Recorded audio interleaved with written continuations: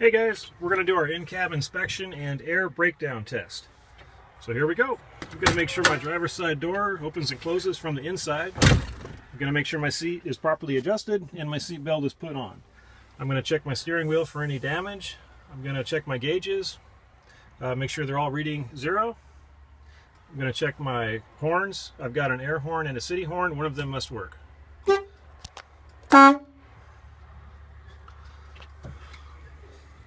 I'm also going to inspect the windows, make sure they're not broken or cracked, they're clean, and that there are no illegal stickers. I'm going to check my mirrors, make sure they're not cracked or broken, they're properly secured, they're adjusted and clean. Now I'm going to start the engine.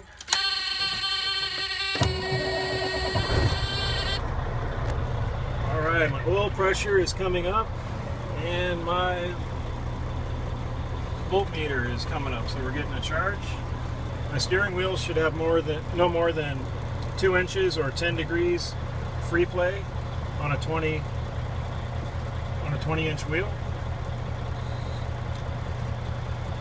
Now I'm going to start the brake test with engine running and air pressure. We'll say it's at 120 psi. I'm releasing all brakes.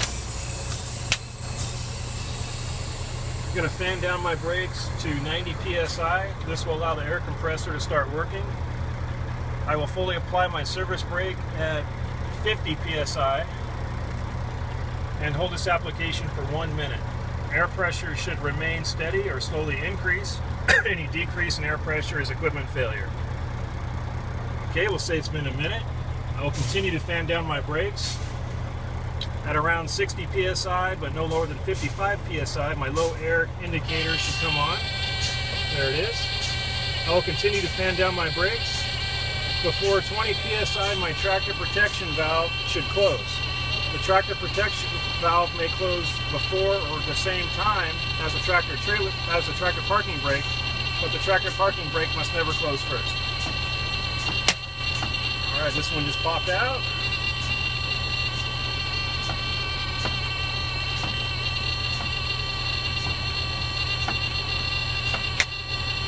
And the second, my parking brake just popped. So that worked. Now I'm going to bring my RPMs up to approximately 1200 to allow the compressor to build air in the tanks.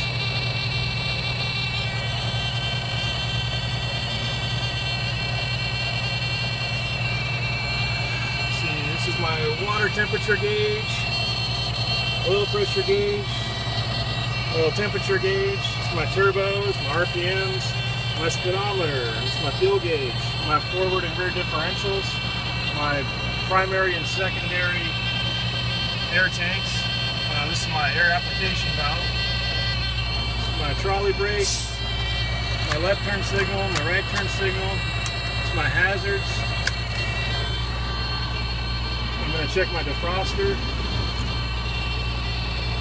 my windshield wipers, make sure they're working properly, my lights, paddle lights. I'm going to check my gear stick, make sure it's not damaged or broken. I'm going to check my gear selector, make sure it's working properly. I'm going to check my fifth wheel slide, make sure it's in a lock position. My interaxle differential is in the unlock position, and my suspension air is in the auto position. My low indicator has just shut off, indicating I've got a little more than 60 pounds of pressure in my tanks.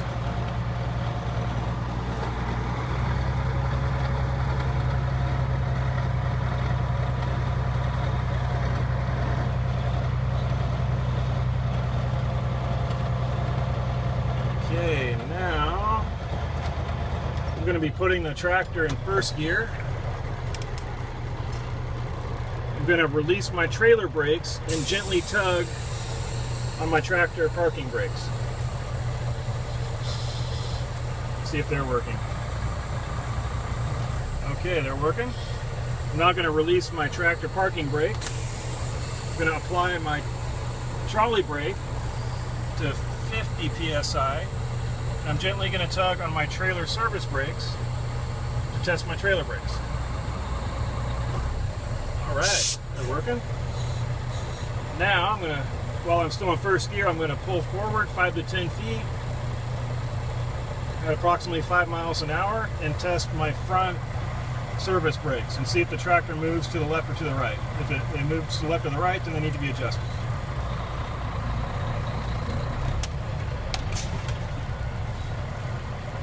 All right, that was successful. Thank you for listening.